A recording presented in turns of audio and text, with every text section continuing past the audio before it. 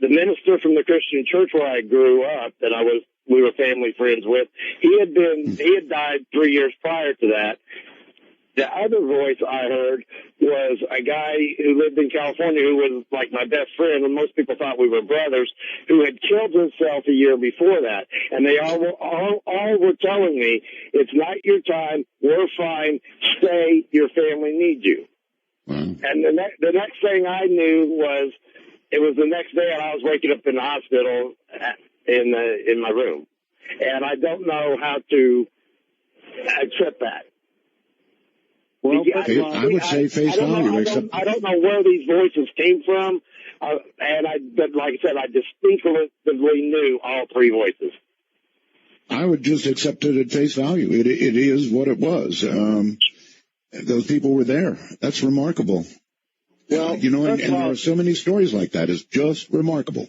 Oh, it totally is. And the thing about, he said you're having trouble processing it. One of the things I want to tell you and share with you is that, first of all, realize that you are not alone. This isn't just happened to you, so you're in no way a victim or anything negative in any way, shape, or form.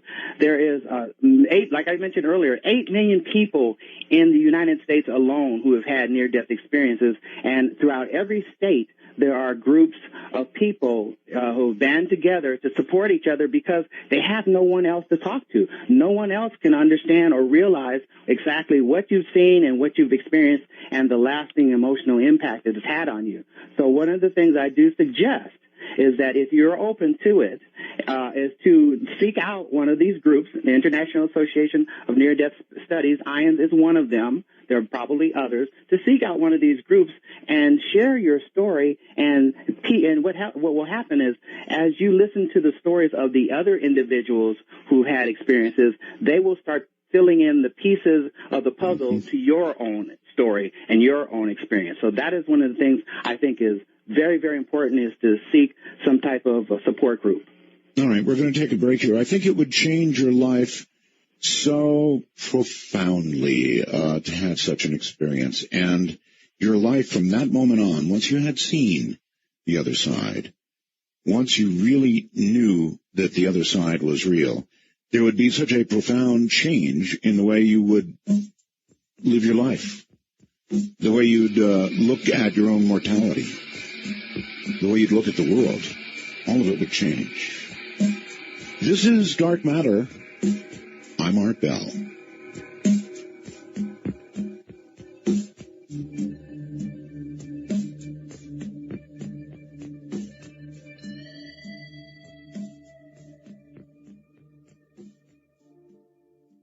We hear you. We feel you. Listen, all these messages we're getting about it's hard to find, or we can't find. Keith Rowland, my webmaster, my diligent webmaster, is working on it. And it is true that it's quite a complicated thing to put together a website that's easy for everybody, because there's so many different platforms now. There's people on iPads and these kinds of pads and those pads and computers and cell phones and it's hard. But he's working on it, so it's not like we don't hear you. Those of you complaining, it's hard to find Dr. Taylor, it's hard to find the photographs. Trust me, we feel you. We're working on it. Dr. Taylor, welcome back. Thank you very much. A lot of people want to talk to you. You're on the air with Dr. Taylor. Hi. Hi, Art. How are you? Fine, sir. Out of curiosity, where are you? I'm in Toronto, Canada. Toronto, Canada. And how did you find us? Well, I listened to your show before Dark Matter, and okay. George mentioned that you were actually having a new show on, so I went to your website and I found out that you were on Sirius XM, and I signed up. Thank you, George. All right. So what do you have for Dr. Taylor? I have two questions, actually. The first one is regarding those robots that he's building. Mm-hmm. And to make all these measurements for like paranormal activity, Bigfoot, so forth and so on, and the Mars rover. All these robots, they're great. They make measurements, but I think you're missing out on the human factor, like subjective versus objective observations. Because You mentioned that when you went into the room, you had cramps or Art's experience with the coldness. You don't get that from a robot. You don't get that from the measurements themselves. So do you work in conjunction with the robots, or you just rely on the robots for the measurements? Well, the robots are just another tool. So definitely, I have a team of humans, organics, carbon life forms that basically they do the investigation to their limitations, and then beyond the limitations, the robots can take over. All right, look, I've got something I want to add here. Does that answer your question, sir? Yes, it does. Thank you. Okay, here it is. Look, it may well be that if there had been a robot anywhere near me in my house when I experienced all of this, the robot may not have detected, or it may have detected something. I don't know. But I know that I have to consider it within reason, that I was totally in some state of shock that I was unable to recover from no matter what. And it was not paranormal at all. I absolutely consider that. So for that reason, I can see why having both, as you put it, carbon-based life forms and robots present is really a gigantic advantage.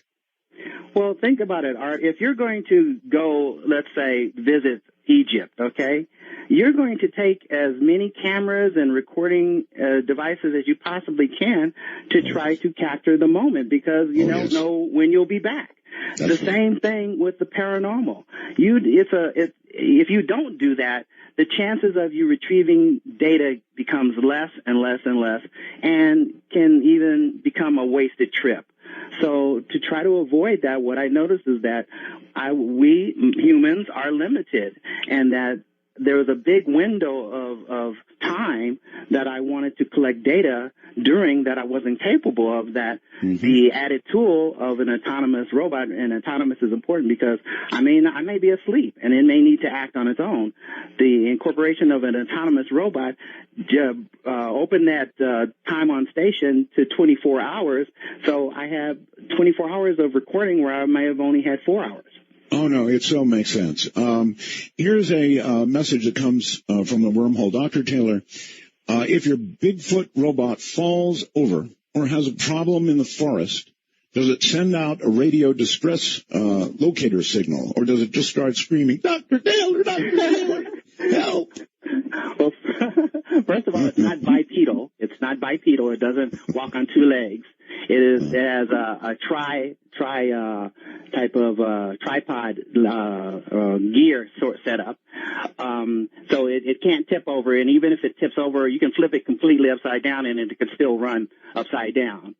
So the thing about you design the bot to survive the environment, and you try to take into consideration everything it could possibly run into, and you can only go so far, but you try to design that into it. And so far, the bot is capable of climbing over fallen trees in case it runs up on that.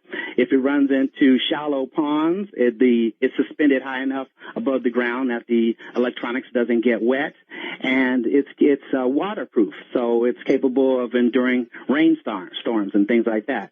So these are the things that I've incorporated into the design, that all my robots, they all can't do the same job. So some of them, I have no other robot that will be capable of doing that except for the one that I'm working on now. The other robots are like indoor robots or something like that. So hopefully I will, as an engineer, which I think if it's good enough for NASA, it might be good enough for paranormal investigation. Hopefully, as an engineer, I've thought about a lot of things, and I've designed it to the best of my ability to perform an outstanding job. You know what? Your robots are so good that I think the defense intelligence people are liable to come back and see you again, so then you'll be full circle, huh? I don't mind being involved in the Department of Defense. To some degree, I left that area because I didn't want to be involved in the weapons aspect of things. But as far as information, I'm more than happy to get involved in that based on my past experience and my current experience. Okay. Hello there. You're on the air with Dr. Taylor. Hello, Art. Hello, Dr. Taylor. Art, first, it is good to have you back. I am driving late at night out here in the North Dakota Bakken oil fields, and it definitely helps keep me awake. Wow. So are you in a truck hauling oil? I've done multiple things out here. I've hauled fluids. Now I actually just haul tools out to the rig sites and back and forth between rig sites and vendors. Can I ask you one quick question? Yes. They're saying that North Dakota oil may be as big as what's in, Saudi Arabia. Is that true? Well, what I keep reading in the local papers are that it just keeps on coming.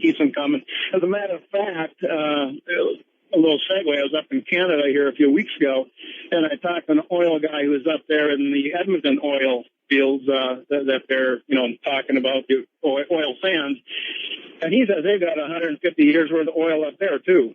And I don't know if he meant worldwide demand or what, but there is a tremendous amount of oil. And I guess if I could plug the oil field out here, there are a lot of jobs. They pay well, and I know the country is hurting. It's nothing to come out here and make 60 to 100,000, but you have to have your housing in place. Gotcha. So, all right. I don't want to take Dr. Taylor's time, but we'll talk more about that. Do you have a question for me? Well, Dr. Taylor, you mentioned earlier when you mentioned the out-of-body experience, it kind of reminded me of when I was a teenager. My uncle was starting to get into, I think he called it ESP. And I just remember a story he had mentioned one time where he was sitting, trying to get into, I suppose, his meditative state you were speaking of. And he said he was home alone, sitting in his chair, and he was thinking, geez, I would like to be in bed. And so he got up out of his chair and walked into his bedroom and then got the hell scared out of him because he said he saw himself laying in bed, right, and all of a sudden this figure, and it shocked him. And all of a sudden his figure rose out of bed, and he said it's just like somebody hit him with a full body slam. And it surprised him. But I just wanted your comments on that, just because that was so many years ago, and you bringing it up just kind of reminded me of him describing that. And I don't know if he pursued it any further after that. But anyhow, I just really relate that story to you and let you comment on that. Well, that's an awesome story, and it's I hate to use the term atypical, but a lot of people, when I mentioned earlier, even through the death process and the out-of-body experience process, once you find yourself out of your body, it doesn't feel all that abnormal. As a matter of fact, it feels very normal. So the fact that he rose from his body and was walking around thinking that he was physical makes a lot of good sense, because you don't know until you try to do something that the physical body can't do, like fly or move through a wall or something like that. So there's been, and that's a wonderful indication that you're having out-of-body experiences. I tell people, if you wake up twice, if you wake up once and you think you're awake and then you realize you weren't and you wake up again, that's a great indication that you're capable of having out-of-body experiences, and you should explore it to the fullest. So, Dr. Taylor, after I pass, my back is going to be better. Yeah, you know what? Your back is going to be, I'd say, better than better. It's going to be non-existent. You're not going to have any back problems. I'm not sure I was striving for non-existent. And that brings up it brings up a good point. When you die, like you're going to know the answer to all this, but I want to ask at least. As we're living now, we have a sense of our body, and I'm not speaking of my bad back now, but we have a sense of ourselves, the physical sense of ourselves. So is that gone right away, or does it sort of fade away after one passes, or do you immediately go to a mental existence only? Well, one of the things that's interesting about that is that everyone I've ever spoken to, even the elderly that have had near-death experiences, and even the young, I've heard children talk about their near-death experiences, is the one thing that it seems to be common is that there is a mid-state of aging, maybe around 30 to 40, where we always stay, no matter what your physical condition is. And what I mean by that is, if let's say you had a physical abnormality that caused you to be very aware of it 100% of the time while you were awake.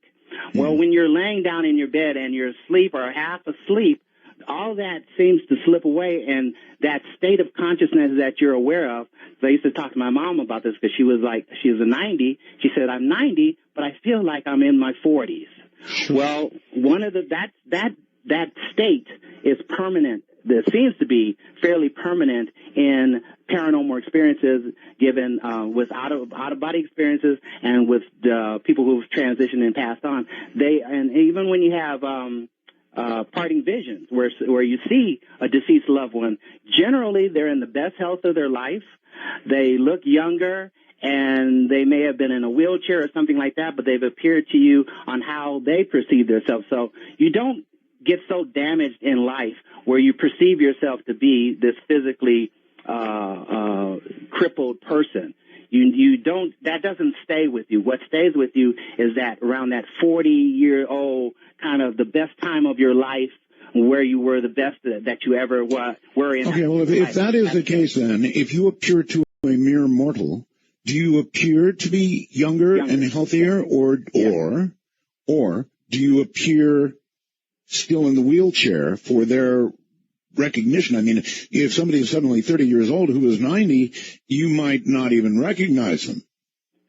From all the reports that I've had, not one person, and there may be somebody out there because it's not absolute, but I'd say 98% of the reports that I've gotten have talked about a person being younger. They were no longer limped. They no longer were in a wheelchair. They were no longer handicapped. They didn't take that physical abnormality to the other side with them. Okay. All right. That answers that. And you're on the air with Dr. Taylor. Hi.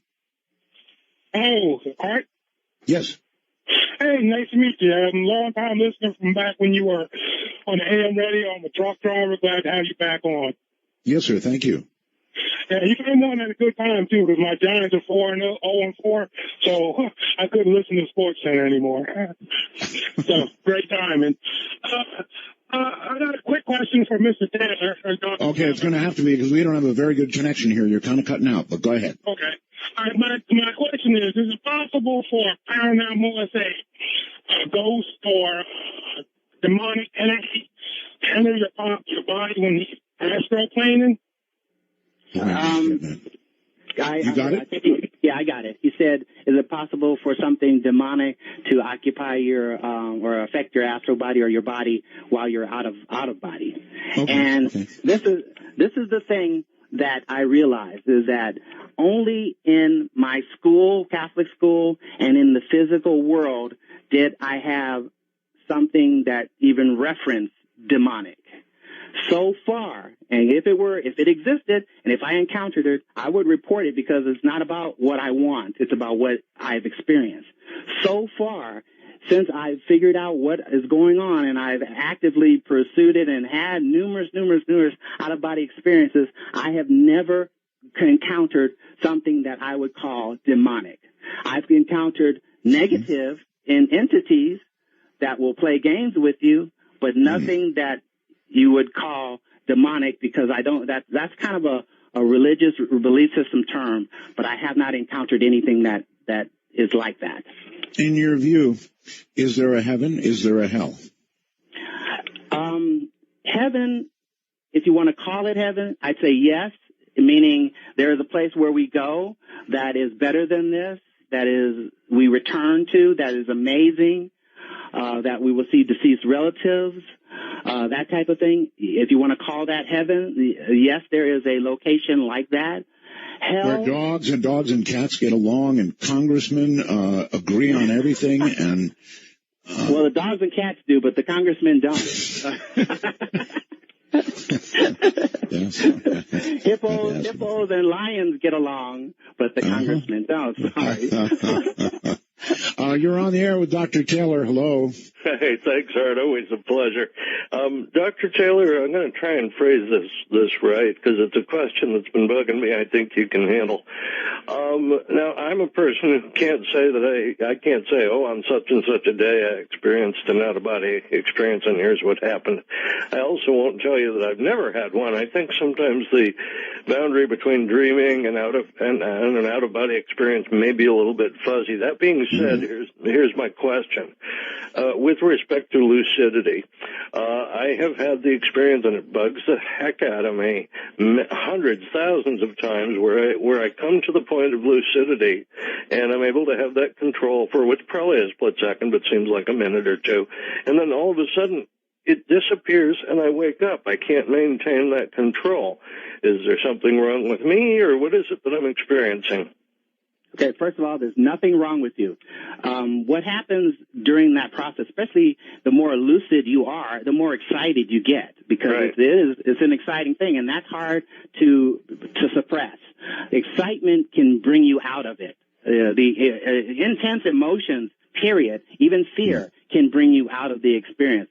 So what is needed, or I think that you need, I suggest, is the more you experience it, it still becomes exciting, but you have more control over your emotions and your body and are allowed to experience the phenomena longer. So don't let it discourage you. The fact that you even get close is an awesome thing. It just takes practice to calm down the body so that you can last longer. But the only thing I would question is this has happened to me literally hundreds of times. You would think I'd be getting better at it. Is it that I'm not focusing on that? Well, I don't know exactly what you've studied as far as improving on yourself and your techniques, but if you haven't done anything, you can't really expect any kind of different result. So it's important to learn about what other people have done prior to. You don't have to reinvent the wheel on this. There's a lot of people who've had experiences. I just happen to be one of them. So learn what they do, incorporate some of that into your particular lifestyle and what you do, and then see how that improves your situation. If you do nothing, it'll repeat the same way, but if you learn, you'll have better experiences. Thank you very much. Mm-hmm. Welcome. Thank you. And that makes good sense to me. In other words, take advantage of the years of investigation that others have done. And I guess one good way to do that, book plug, would be to get Soul Traveler, huh? Definitely. That's one way. What I found is no one particular way works for everyone. So it's important, I believe, to experiment and look into different types of techniques until you find something that works for you or that you can modify that works for you. All right. You're on the air with Dr. Taylor. Hello. Hello, Art? Yes, sir. Hey, how are you? How you doing, Dr. Taylor? I'm doing great, thank you. My question is about your robots if they ever go looking for Bigfoot. And I'm just curious if, say you have a robot and it comes across Bigfoot, like the real thing, and Bigfoot gets spooked and it comes up and it just comes up to the robot and destroys it. It's scared. Is there any way that, does it transmit video back to you and record audio? Is there any way that, that it would capture that event? Or if that happens, there's just no chance that, that would ever be known? Well, that's a good question, but you got to remember, at least you don't have to remember, but I'm influenced by my experience in the space program. When we send probes to different locations, they always send back data, telemetry of some sort. So that's kind of where I don't put all my eggs in one basket and hope I recover the robot and spend hours and hours of it running and investigating and end up with zero. So everything that it is videotaping or photographing, I get back to a base station in real time. Okay, so like it would then capture a Bigfoot attack then. Yes. Okay. And that's what I was sharing with Art earlier, is even if it gets destroyed, it's going to be the best 30 seconds you've ever seen in your life. Yeah, because I don't know if you saw, there's a picture on the website of like a Bigfoot face, and it's incredible. Right. Yeah, I figure if the vehicle does get demolished from another type of animal, I still will know why it happened and have captured some data. Because the final frames might be a giant foot coming down on it, and that might be the end. But right, the death throes of my robot experience. Yeah. All right, hold tight, Doctor. We're going to take a break here. Just a couple of breaks an hour. Actually, if you break it down. Dark matter serves up in a 4-hour program about 3.5 hours of program. The math is pretty good for it, really is. Dark matter exclusively on Sirius XM. Some velvet morning when I'm straight. That's the number, all right. Anybody remember what movie this song was in? It's an old one, but it was made popular. Little hint, Paul Newman. Hockey. Yeah, that's right. Slapshot. Bet not too many got that. All right, Dr. Taylor, a question that comes through the wormhole. I'm curious about the design of the robot. How exactly do you construct it so that it can traverse, for example, fallen trees? I'm trying to visualize this, and I can't. Well, it's hard to describe it, but I'll try.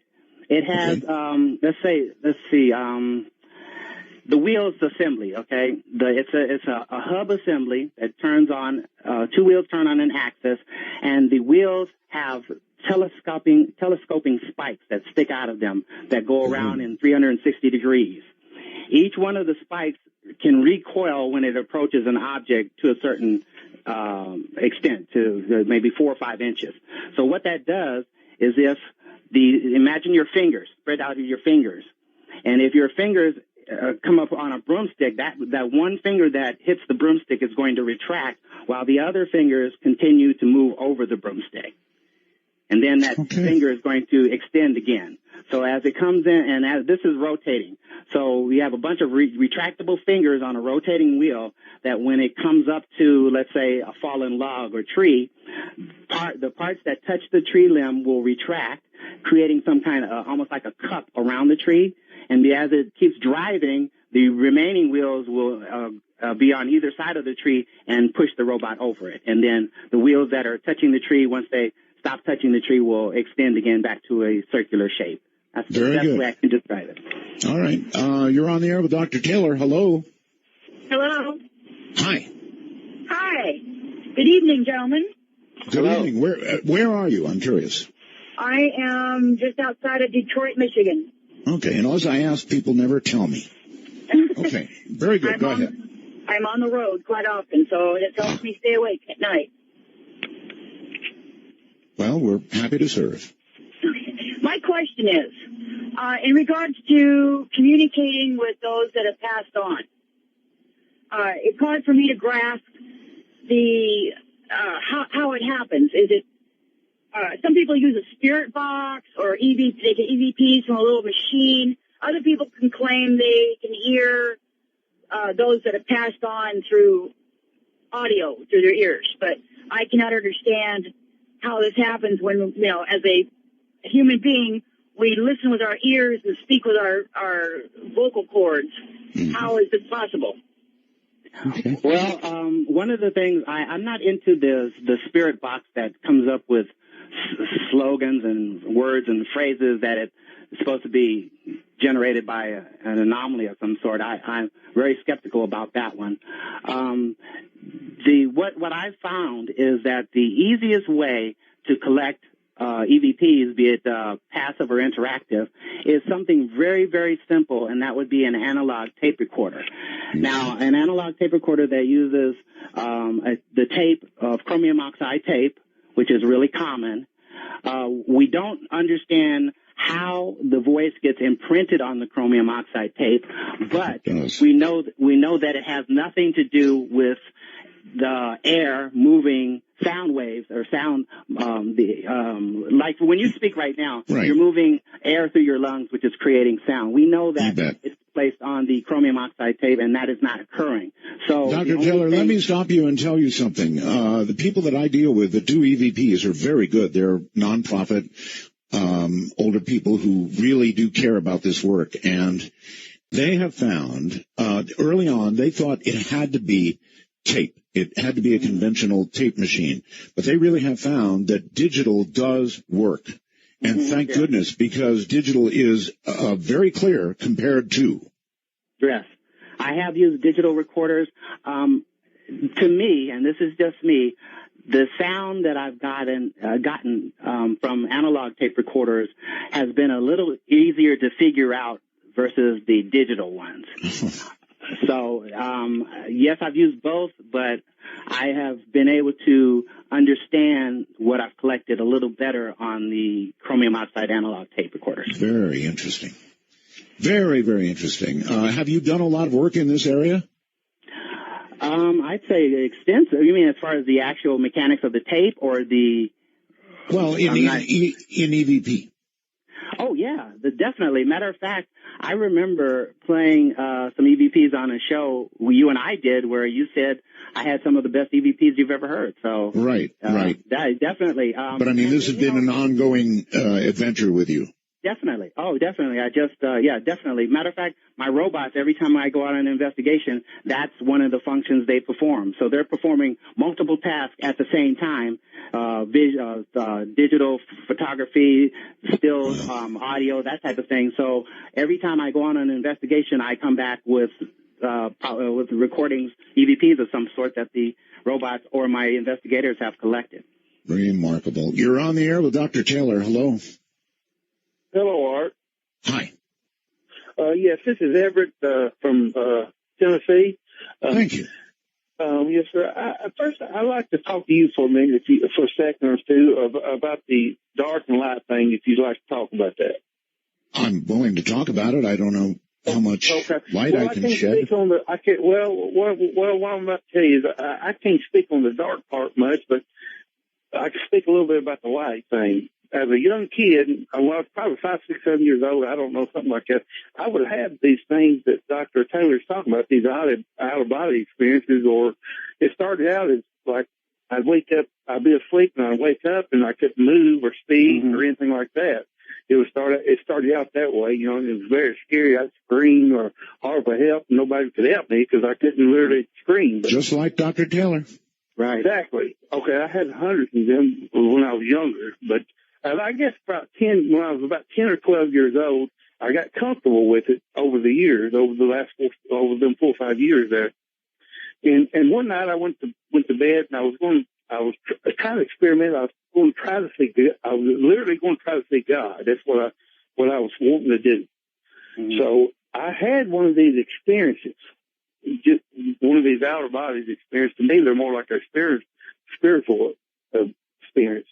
And I remember from that point, when I went into that stage where I couldn't move this, that, and the other, and I got to the point where I could go out of my body, like Dr. Taylor was talking about. And I remember just going to a place where there was just pure energy and light. At the time, I didn't know what it was. I was so young. I was, like I said, 10, 12 years old. I didn't really know what it was. But I went to a place where it was just pure light and energy. And I know I was concentrating on trying to find, see who God was and what God looked like. So as far as going towards the light and dark, I was just probably going towards the light. You know what? I think that in the end, I'm going to get so confused, I'm going to go to the gray area. Well, to me, I really truly believe I was in the presence of God to this day. I really felt like that. And I was there for a little bit. I could feel the stuff. I could feel the energy. It was like energy or light. I can't say it was light or I can't say it was energy. It was like energy and light. That's why I can describe it. Okay. Well, I interviewed a young lady who gave me a very long and detailed, years ago, description of going to the other side, and it was filled with different rooms, some with terrifying things, some with wonderful things. I remember that very, very vividly. Anyway, as I said, I think, Dr. Taylor, I'm going to end up just walking into the gray area. I don't know what to do. Well, I think, first of all, I have to say congratulations to that gentleman for having the experience, because a lot of people wish they had that experience, and he's had one. And the way it affects you is profound. This is the thing that I try to suggest to people when you're going to have encounters with something on the other side via the out-of-body experience, is try to suspend your judgments and your belief system and the things that you think you expect to see, because that can contaminate the entire experience where you won't have a really pure experience. So just don't try to guess. Don't try to predict or anything like that, and just observe what's happening and soak all that in, and you'll find that you're going to get an experience that's going to be beyond anything anybody has ever told you. That's good advice. All right, you're on the air with Dr. Taylor. Thank you for waiting. Thank you, Art. Good morning. Good morning. First, I'd like to say to Keith, the website's great. I went to Art's Parts earlier and have a coffee mug that should be here on Friday. All right. Be sure it has my signature on it. Remember that. Yes, sir. You guys have almost covered both of the questions, and the caller just before was touching all around it. Then goodbye. I'm just kidding. Go ahead. My first question was the age deal. We won't even go there. The second one, there's a scripture in Corinthians about when you're absent from the body, you're present with the Lord, with God. And he was touching on that, and I wanted to get Dr. Taylor's thoughts on that as well. Okay. Well, one of the things I don't do is I don't comment on somebody's religion or belief system. But I can tell you this. No matter what you believe, and hopefully you believe in something, it is a spiritual experience. It's fun and games in the beginning, and it's fun even after the beginning, but it all leads to spiritual awakening of the individual having the experience. And so far, and everyone that myself included, and everyone I've talked to all over the world, it's definitely improved their lives and has been a benefit to their lives. So that's what I can share with you. All right. You're on the air with Dr. Taylor. Hello. Oh, Art and Dr. Taylor, this is Rusty from Michigan. Yes, Hello. sir. Yeah, Dr. Taylor, I bought your book, I guess it was 5 years ago, something like that, and you have some steps outlined in there. Mm-hmm. And I can astro travel, on its own, but I can't do it at will. And man, I've tried, and I got so sick of trying, almost stopped. Yeah, I understand. And I just can't seem to get there. You have an astral flat tire. Yes. Well, let me share some things that can slow you down, so to speak. If you have a lot of stress in your life or stressful job, that can do it. Stressful home life, that can do it. A lot of situations in your life that cause anger, that can do it. So sometimes, and because the key to having an altered state of consciousness or altered state experience, because that's what this is relaxation. The body harbors or stores tension from previous experiences quite efficiently. That's why we have post-traumatic stress syndrome. A lot of people suffer through. So it takes practice. Instead of trying to accomplish the end result, which is having the out-of-body experience, practice on the relaxation and the takeoff part and get that really well-tuned. And then what comes after that will get a lot easier. When you get there to the astral travel, now a lot of my problem I know is because I have a lot of physical pain. I have a disability. But do people get healed going there? It has happened. I've known a woman that she was diagnosed with cancer and was told that she had about a year or two to live, and that was 15 years ago, and she's in remission. And she attributes it to astral travel? She had a near-death experience. A near-death, Which in a near-death experience is a form of out-of-body experience or astral travel. It is the same thing. Just one is controlled, one isn't. But this is the thing. Now think about this. Let me try to put it into a little tiny area that makes a lot of sense. Let's not think about the healing aspect. Let's think about the sick aspect of making you sick. We know that if you worry about something right now, your consciousness can cause ulcers. It can cause your stomach to have ulcers. Your consciousness can damage your body. People who have during earthquakes, people because of the fear, not because of the physical danger, people because of the fear have had heart attacks. So we know that your consciousness can cause negative things. Well, why wouldn't your consciousness be able to cause positive things also, depending on your frame of mind? It has an effect on the body negatively. When you worry, wouldn't it have an effect? You think there would be some kind of effect on the positive side if you weren't worried and use positive energy. So that's kind of how you have to look at it. There's really a yin and a yang to this, but most people, if you're not aware of the positive, we all too often focus on the negative.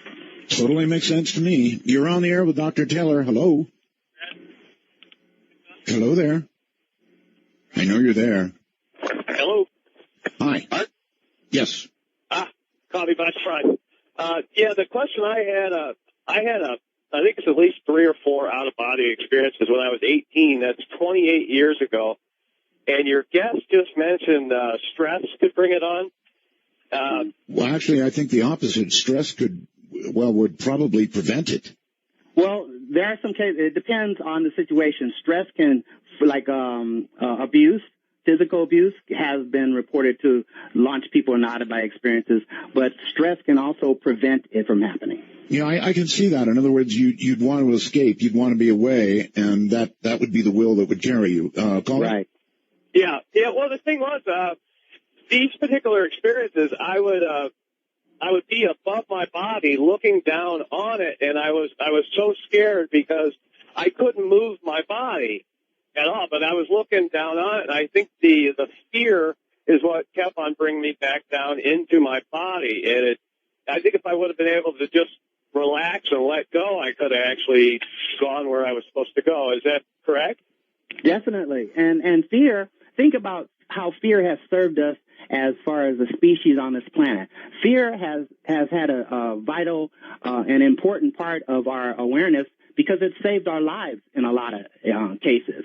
When we were wandering through the forests and jungles and you hear a twig snap behind you, that fear told you that it could be a predator and that you need to find some shelter or cover. Well, the fear has worked really fine for a long, long time, but now because we're in a different area and we're talking about spiritual and all that, the fear is still there, but it's not preventing or saving you from anything. It's kind of automatic.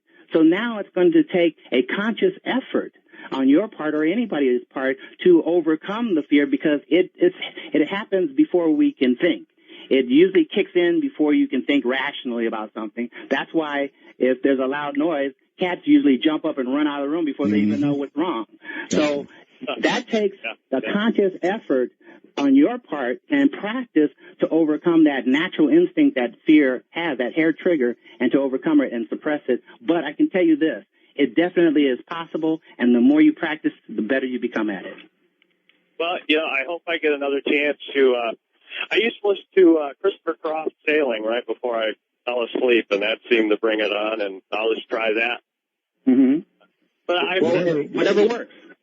Yeah, you caught me off guard. Like I said, I want to say Mega Roswell's, and it's a pleasure talking to you both. Thank you very much, and take care. Let's go here and say hello. You're on with Dr. Taylor. Hello. Hello. Hi, Dr. Taylor, Hi. Mega Roswell's. Hello. Thank you. Pretty good.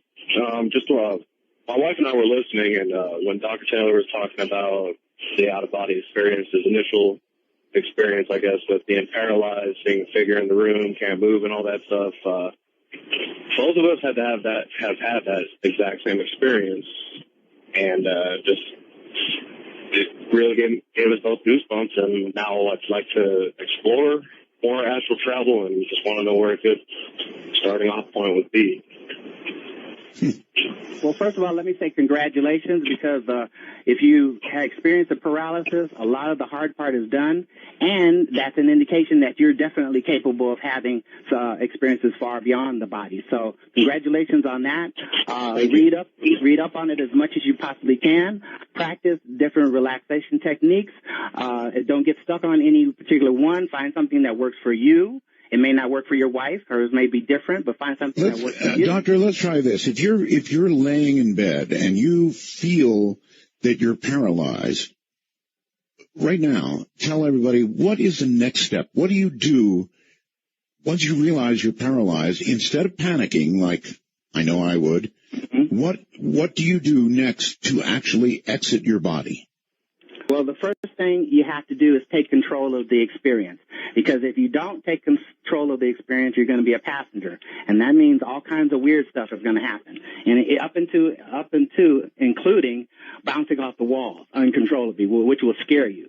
So the first thing, everything you had, almost, I'd say 90% of everything that happens to you in the out-of-body experience is because you will it to happen. So if you want to be able to see, that's the first thing you want to do, is you want to be able to see your environment, the room. So you say, I want to see. And it sounds simple, but that's kind of how it works. Next thing you want to do is, if you're completely paralyzed past the vibration stage, the next thing, the only thing that's waiting for you to do is make a command, because you're sitting there disconnected. All you have to do is give the command to lift off. So you want to say, I want to float upward, and you will begin to move upward. Anything you want to do, I want to walk on the ground or walk on the carpet, because it's not about when, if you think about touching things, you're commanding muscles, but this is all about consciousness. There's not muscles being commanded. This is about consciousness. So you have to think it into happening. And 90% of the time, the astral body, because that's what you're going to be in initially, will respond to your thoughts. I think that would have helped a lot of people. Hi there, you're on the air with Dr. Taylor. Hello? Hello. Can you hear me? We do hear you, yes. Definitely. Yes, I've been listening now for a couple of weeks. I heard your guys' radio promo when I got my silent radio, and you guys. So you're kind of, I guess we could say you're a new Sirius XM listener. I'm a new Sirius XM listener. I'm new to listening to these type of shows. Period. I grew up in a really diverse child upbringing. I guess my mom is a practicing pagan. My stepdad practicing Native American beliefs, different things. I had one of these out-of-body experiences one time on a guided meditation that my mom brought me to, and it was, ever since then, it's always been stuck in my head. I have dreams about it. What it was is this lady, she started the guided meditation, and I walked down a long corridor, kind of like it was full of doors, kind of, and at the end there was a one door, and the door had light coming out from underneath of it. And when I got to this door, I went inside, and when I came inside, there was just a flat, like almost like an altar type thing with a book on it.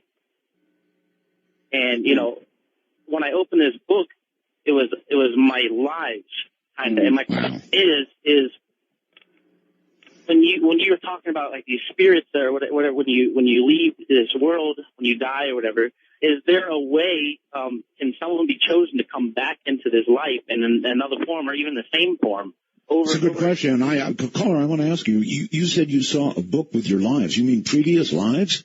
Previous lives. Like, I've had dreams of, like, ancient Egyptian times where I was, like, it felt so real, like I was there when they were building the pyramids. Like, I try to explain to people, like, different times, like, I don't know, like, and ever since then I've had, my dreams are so vivid with different time periods, and when I research it, they're almost, almost exactly realistic compared to what people theorize these time periods look like.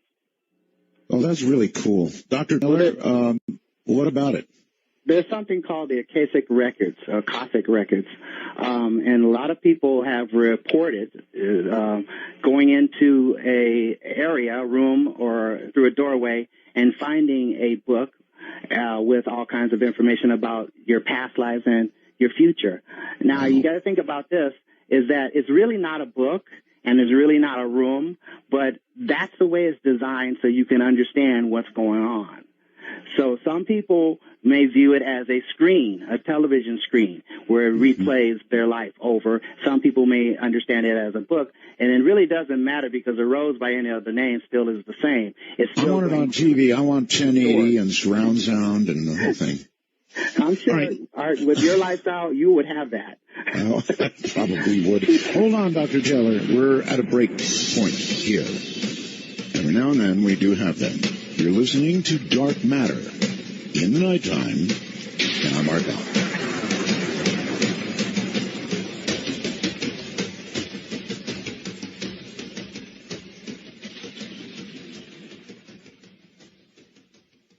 Listen, everybody, maybe you could do me a favor. It's obvious to me just on the call volume, and, there's a zillion of you out there. But I wonder how you got here. I know it's a strange request, but if you get an extra moment, jot me an email and let me know how you found us. Did you just stumble into us? Did you hear about us somewhere? How did you find us? I am Art Bell at artbell.com. That's the address, the email address, artbell@artbell.com. Love to know how you found us. I mean, here we are up on satellite radio, and here you are. And hello, you're on the air with Dr. Albert Taylor. Thank you, Art. And Dr. Taylor, I became a fan of yours since I heard an Art Bell program late last century. Wow. Thanks a lot.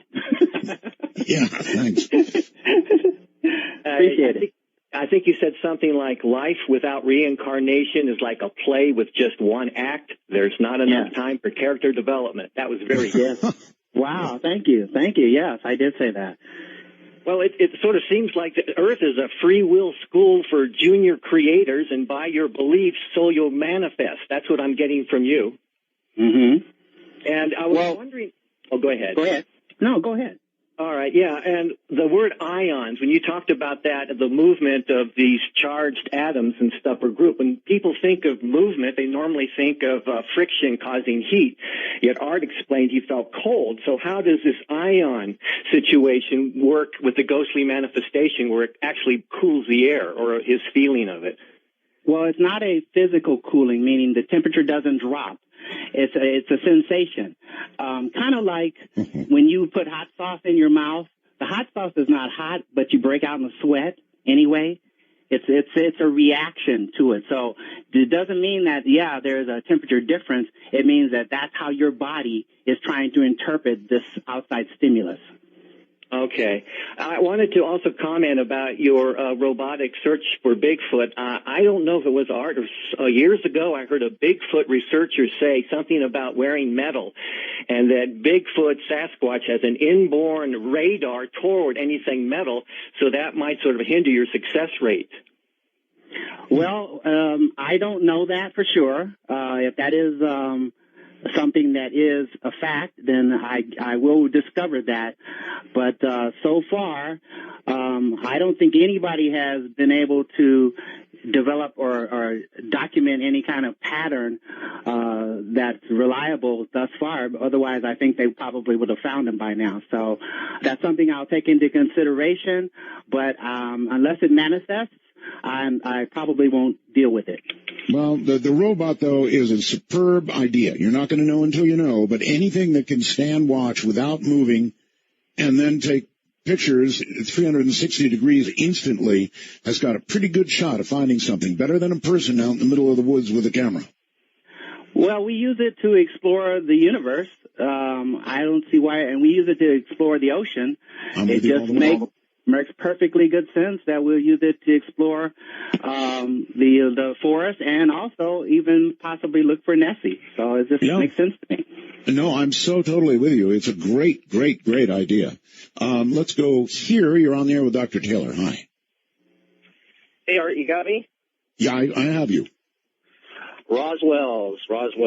Steve calling from Yuma, Arizona, west of the Rockies. Thank you. And actually, Dr. Taylor, good evening. Good evening. My question is I'm fascinated with the robots, just absolutely fascinated. Me too. And you have a ton of uses for yours.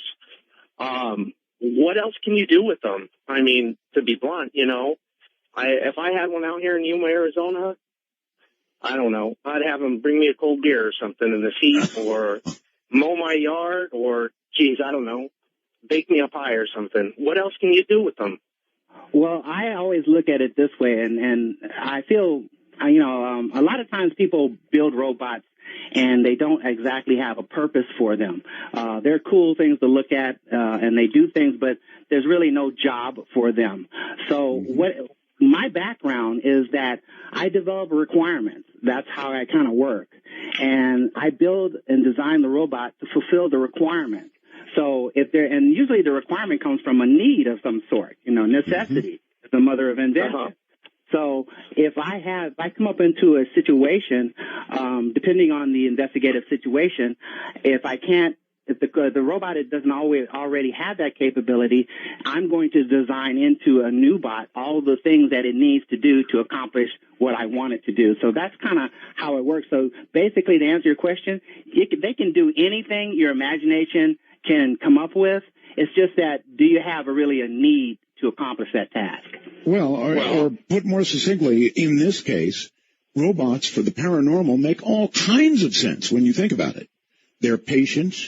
They're not going to fidget around. They're going to get the picture when it comes time to get the picture. In other words, for this purpose, these robots are ideal. Wouldn't you think, caller?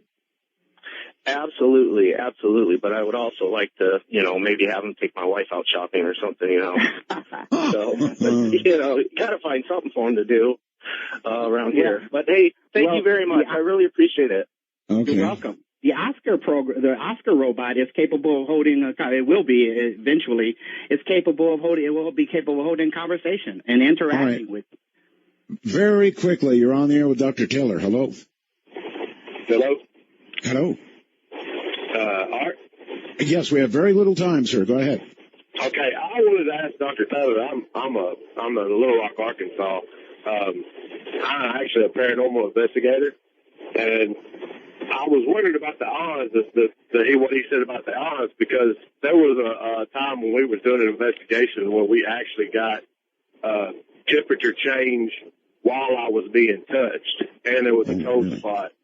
So I was kind of wondering, has he had anything like that happen to him? Because, it's happened on more than one occasion, but at the same time, on our millimeter, we had a 10-degree drop, and a drop on our digital thermometer while I was being touched at the same time. Okay. Have you detected anything like that yet, Dr. Taylor? Oh, yes. The sense of cold is not strictly ions. Definitely, I've measured temperature drops, but I generally, if they don't rise or drop more than 10 degrees, I don't pay attention to it. But yes, it definitely has happened. Okay, see here, my friend, our program is over. We have no more time. I want to thank you so very much for being here, and of course we will have you back. The road you're going down now is really fascinating. So I think it's pretty exciting. Thank you very much, Art. Exciting. It's been a pleasure to be with you again. Good night, my friend. Good night, Art. You take care. All right, well, that's it, folks. I'm sorry. We are out of time. That's Dr. Albert Taylor. His original book is called Soul Traveler. And he's really, really serious about that. So if you're thinking that you might want to make a move up and out, that's the book for you. In the meantime, have a good night.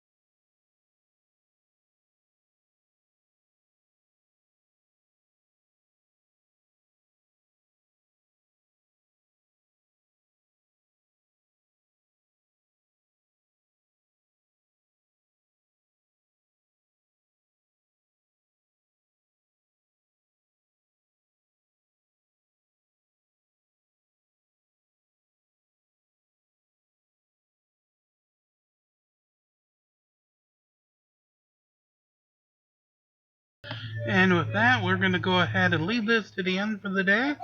Please come back tomorrow, like, share, and subscribe. Be kind to one another, and release the Krakens as we march along this overnight and every overnight here from day one. Have a great night's sleep. We'll see you tomorrow.